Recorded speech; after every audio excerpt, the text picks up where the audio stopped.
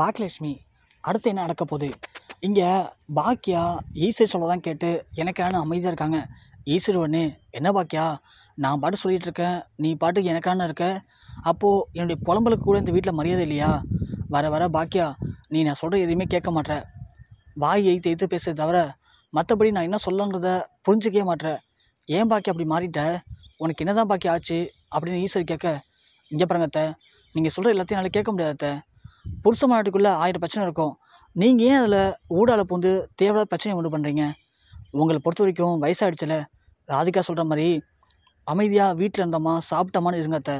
அதை விட்டுட்டு கோபியை பார்த்துக்கிறேன், கோபி மேலே அக்கறை படுறேன்னு தேவையில்லாத பிரச்சனை வளர்க்காதீங்க அப்படின்னு பாக்கியா சொல்ல, ஈஸ்வரவனே அப்படியா பாக்கியா? அப்போது உனக்கு அந்த ராதிகா முக்கியம், நான் முக்கியம் இல்லைல்ல?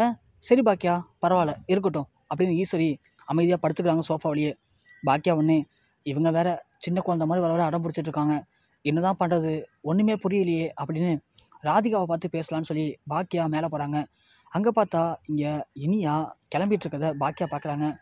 இனியா, இன்னைக்கு காலேஜ் லீவுன்னு சொன்னேன், எங்கே கிளம்பிட்டு இருக்க நீ இப்போது அப்படின்னு பாக்கியா கேட்க, அம்மா நானே உங்கள்கிட்ட சொல்ல நினச்சேன், நீங்கள் தான் எங்கே என்னை கண்டுக்கவே மாட்டீங்க, வந்தால் கூட பேச மாட்டீங்க.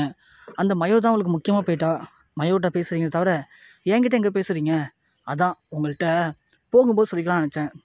அப்படியா, எங்கே கிளம்பிட்டு இருக்க நீ இப்போது? இல்லைம்மா, என்னுடைய ஃப்ரெண்டுக்கு ஒரு பார்ட்டி ஒன்று, பர்த்டே பார்ட்டி, அதான் அங்கே போகலான்னு கிளம்பிட்டுருக்கேன். ஏன் இனியா, உன்னால் வீட்டில் இருக்க முடியலையா? ஏற்கனவே இப்படி தான் ஒரு வாட்டி பர்த்டே பார்ட்டிக்கு போகணுன்னு சொல்லி போனேன். போய் அங்கே என்ன பிரச்சனை நடந்துச்சு ஞாபகம் இருக்குல்ல உனக்கு? வேணாம் இனியா, நீ அமைதியாக வீட்டிலே இரு, அதுவே போதும். அம்மா ஏம்மா உங்களுக்கு என்னம்மா பிரச்சனை இப்போது? நான் இந்த வீட்டிலே கடந்து சாகணுமா? இந்த வீட்டில் இருக்கிற நீங்கள் என்கிட்ட சரியாக மூஞ்சி கொடுத்து கூட பேச மாட்டீங்க. உங்களுக்கு மயோ மேலே இருக்கிற கொஞ்சம் அக்கறை கூட என் மேலே இல்லை.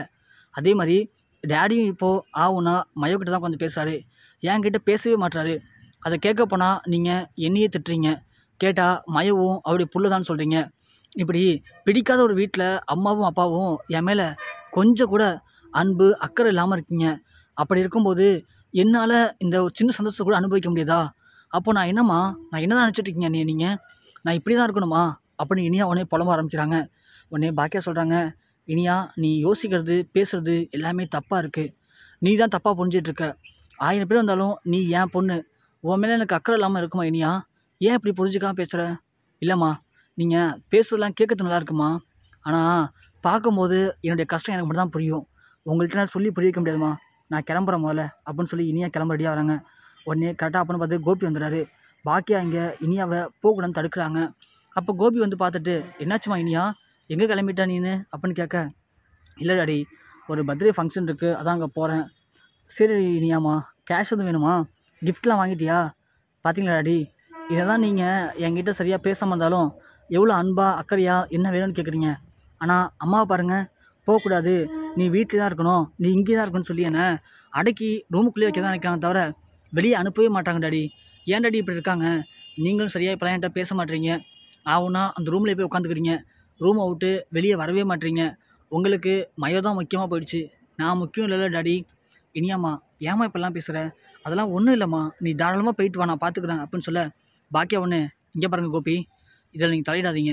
இனியா இதே மாதிரி தான் ஒரு டைம் வெளியே போய் நிறைய பிரச்சனை ஆயிடுச்சு, அதனால தான் சொல்கிறேன், இனியா ஒன்றும் போக வேணாம். பாக்கியா நீ ஒன்றும் பிரச்சனை இல்லை பாக்கியா, நீ ரெஸ்டாரண்ட்டுக்கு போ, இனியா போகட்டும், திரும்ப கொஞ்சம் நேரம் கழிச்சு நானே போய் அழைச்சிட்டு வந்துடுறேன், என்னை நம்பி நீ வெளியே அனுப்பு, நான் பார்த்துக்கிறேன் அப்படின்னு கோபி சொல்ல, சரின்னு பாக்கியாவும் அமைதியாக போயிடுறாங்க. இங்கே இனியாவும் கிளம்பி போயிடுறாங்க. கிளம்பி போன இனியா அதுக்கப்புறமா என்ன ஆனாங்க ஏதானாங்கிறது யாருக்கும் தெரியலை. கோபியும் ஈவினிங் போல் இனியா வந்துட்டாளான்னு சொல்லி ஈஸ்வர்கிட்ட கேட்குறாங்க. இல்லை கோபி, இன்னும் இனியா வரல, வந்துருவாப்பா அப்படின்னு சொல்லவும் இங்கே கோபியும் அமைதியாக இருக்காரு. இங்கே பாக்கியா இனியாவுக்கு கால் பண்ணி பார்க்குறாங்க. ஆனால் இனியாவுக்கு ஃபோன் போகவே இல்லை. என்ன தான் பண்ணுறான்னு தெரியலையே அப்படின்னு இங்கே பாக்கியா ஈஸ்வரி கால் பண்ணுறாங்க. கால் பண்ணி இனியா வீட்டுக்கு வந்துட்டான்னு கேட்குறாங்க. இன்னும் வரல பாக்கியா, ஏன் எங்கே போயிருக்காவ அப்படின்னு கேட்க, ஒரு பர்த்டே பார்ட்டிக்கு போன்னு சொல்லிட்டு போனால் இன்னும் வரலையா? கோபி எங்கே இருக்காரு? கோபி போய் அழைச்சிட்டு சொன்னார் இனியாவை அப்படின்னு சொல்லவும் ஈஸ்வரி உடனே போயிட்டு கோபிகிட்ட கேட்குறாங்க. கோபி, இனியாவை போய் அழைச்சிட்டு சொன்னியா? இனியா எங்கன்னு சொல்லி பாக்கியா கேட்குறாப்பா. அப்படியா அப்படின்னு சொல்லிட்டு கோபியும் கால் பண்ணுறாரு இனியாவுக்கு. ஆனால் இனியா ஃபோன் பேசவே இல்லை. எடாச்சு என்ன ஆனால் ஒன்றுமே புரியலையே அப்படின்னு சொல்லி இங்கே கோபிக்கும் பயமாகுது. உடனே இனியாவை தேடி போகலான்னு சொல்லிட்டு கோபி கிளம்புறாரு. இங்கே அவர் தெரிஞ்ச இடத்தெல்லாம் போய் தேடி பார்க்குறாரு. ஆனால் இங்கே இனியா எங்கேயுமே இல்லை. இனியாவுடைய ஃபோனும் ரீச் ஆகலை. கோபிக்கு பயமாகிடுது. உடனே கோபி திரும்ப கிளம்பி வீட்டுக்கு வராரு. வந்ததும் பாக்கியா ஓடி கேட்குறாங்க, என்னாச்சு, இனியா எங்கே போனா அப்படின்னு கேட்க, இனியா எங்கே போனான்னு தெரியல, ஃபோன் ரீச் ஆகலை, என்ன பண்ண தெரில பாக்கியா அப்படின்னு சொல்லவும், இங்கே பாக்கியா செம்ம கடுப்பாயிடுறாங்க. பார்த்தீங்களா கோபி, இதுதான் நான் அப்பயே சொன்னேன். என் பேச்சை கேட்காம என் பேச்சை மீறி நீங்கள் தான் இனியாவை அனுப்பி விட்டீங்க. இப்போது என்னாச்சு? இப்போது இனியா எங்கே போனா என்ன ஆனா ஒன்றுமே தெரியல. இதே மாதிரி தான் முன்னாடியும் பண்ணான். நிறைய பிரச்சனையை கூட்டிகிட்டு வந்தா. அந்த பிரச்சனை சமாளித்து அந்த பிரச்சனை வந்து மீட்டெடுக்கிறதுக்கு நான் அவ்வளோ கஷ்டப்பட்டேன். இப்படி பிள்ளைங்க மேலே கொஞ்சம் கூட அக்கறை இல்லாமல் நீங்கள் இருக்கிறதெல்லாம் கோபி இனியா அப்படி இருக்கா. இப்படி உங்கள் இஷ்டத்துக்கு நீங்கள் என்ன வேணாலும் பண்ணலான்னு இருக்கீங்களே, அதனால தான் இனியாவும் இப்படி மாறிட்டா. இப்போ என்ன பண்ணுறது, நான் இனியாவை எங்கே போய் தேடுறது அப்படின்னு பாக்கியா கிளம்பி போகிறாங்க. கிளம்பி போன பாக்கியா இனியாவோட ஃப்ரெண்ட்ஸ்க்கெலாம் கால் பண்ணி கேட்குறாங்க. கால் பண்ணி கேட்கும்போது அதில் ஒருத்தவங்க மட்டும் சொல்கிறாங்க கரெக்டாக, இனியா எந்த ஒரு பர்த்டேக்கும் போகல, எங்கள் வீட்டில் தான் இருக்கா அப்படின்னு சொல்லவும், நேராக பாக்கியா அங்கே போகிறாங்க. போய் பார்த்தா இனியா ட்ரிங்க்ஸ் பண்ணியிருக்காங்க. அதை பார்த்ததும் இங்கே பாக்கியாவுக்கு செம்ம ஆத்திரம் வருது. என்ன இனியா அதெல்லாம், நீ ட்ரிங்க்ஸ் பண்ணியிருக்கியா? நம்ம குடும்பத்தில் உங்கள் அப்பாவுக்கு அடுத்தது இப்போது நீ ஆரம்பிச்சிருக்கியா? அதுவும் ஒரு பொண்ணாக இருந்துக்கிட்டு ட்ரிங்க்ஸ் பண்ணுறது எவ்வளோ ஒரு மோசமான விஷயம் தெரியுமா? அதுவும் நீ இப்போ தான் காலேஜ் படிக்கிற, அதுக்குள்ளே இவ்வளோ பெரிய கெட்ட பழக்கம் உனக்கு எங்கேருந்து வந்துச்சு அப்படின்னு கேட்க, இனியா போதையிலேயே வளர்கிறாங்க. இந்த மாதிரி எனக்கு அம்மாவையும் பிடிக்கல, அப்பாவையும் பிடிக்கல, 2 பேருமே செல்ஃபிஷாக இருக்காங்க. 2 பேரும் அவங்களுடைய வாழ்க்கையை பற்றி மட்டும் தான் யோசிக்கிறாங்க தவிர என்னை பற்றி யாருமே யோசிக்கல. இந்த வாழ்க்கை எனக்கு பிடிக்கல அப்படி இப்படின்னு இங்கே இனியா போதையில் பேச, பாக்கியா ஒன்று இனியாவை பிடிச்சி ஒரு ஆட்டோவில் ஏற்றிக்கிட்டு வீட்டுக்கு போகிறாங்க. வீட்டுக்கு போனதும் இனியாவை பார்த்து கோபி ஓடி வராரு. இனியாம்மா எங்கம்மா போனேன், என்னாச்சுமா உனக்கு அப்படின்னு சொல்ல, டாடி எனக்கு உங்களை ரொம்ப பிடிக்கும் டாடி, நீங்களும் எனக்கு பிடிச்ச டாடியாக தான் இருந்திருக்கீங்க. ஆனால் இப்போ தான் நீங்கள் அந்த மயோ தான் பிடிச்ச பொண்ணு மாதிரி நடந்துக்கிறீங்க, அதனால எனக்கு ரொம்ப கஷ்டமாகுது டாடி. இனியாம்மா குடிச்சிருக்கியா நீனு அப்படின்னு கேட்க, பாக்கியா ஒன்று, கோபி பார்த்தீங்களா, உங்களால் என் பொண்ணு என்ன நிலைமைக்கு ஆளாயிட்டா பார்த்தீங்களா? இதுதான் அப்பா அம்மா சரியில்லைனா பிள்ளைங்களுடைய வாழ்க்கை இப்படி தான் போகணும்னு சொல்லுவாங்க. அதுக்கேற்ற மாதிரி தான் நீங்கள் என்னெல்லாம் தப்பு பண்ணுறீங்களோ அது எல்லாமே இப்போ இனியா பண்ண ஆரம்பிச்சிட்டா. ஆரம்பத்தில் நீங்கள் தான் எல்லாமே, மற்றவங்க எல்லாரும் உங்களுக்கு காலுக்கு கீழே அப்படிங்கிற மாதிரி தான் பேசுவீங்க. இனியாவும் அப்படி தான், எது சொன்னாலும் புரிஞ்சிக்காம எடுத்தெறிஞ்சு பேசினா. இப்போது உங்களை மாதிரியே குடிக்க ஆரம்பிச்சிட்டா. அடுத்தது அவளுக்குன்னு ஒரு திருமண வாழ்க்கை வந்துச்சு, அவளுக்குன்னு ஒரு மேரேஜ் லைஃப் போணுச்சு அப்படின்னா அது எப்படி போகணும்னு என்னால் யோசிக்கவே முடியல. விட்டு கொடுத்து போகாமல், யாருடைய மனசையும் புரிஞ்சுக்காம, தான் நல்லா இருக்கணும், தான் சந்தோஷம் மட்டும் முக்கியம் அப்படின்னு இனியா இப்போது நினைக்க ஆரம்பிச்சிட்டா.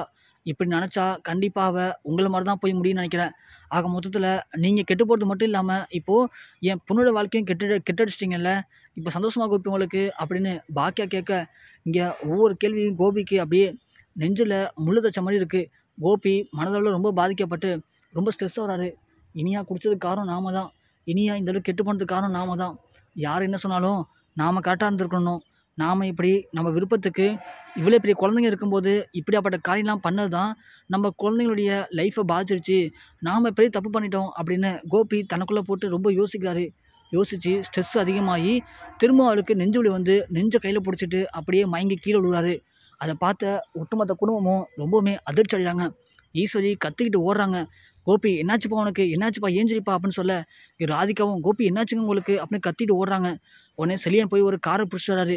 அதுக்குள்ளே பார்த்தா கோபி லைட்டாக கண்ணு முழிச்சிடுறாங்க. கோபிக்கு நெஞ்சு வலி பயங்கரமாக ஏற்படுது. உடனே இங்கே செலியன் டாக்டருக்கு கால் பண்ணி வீட்டுக்கு வர வைக்கிறாங்க.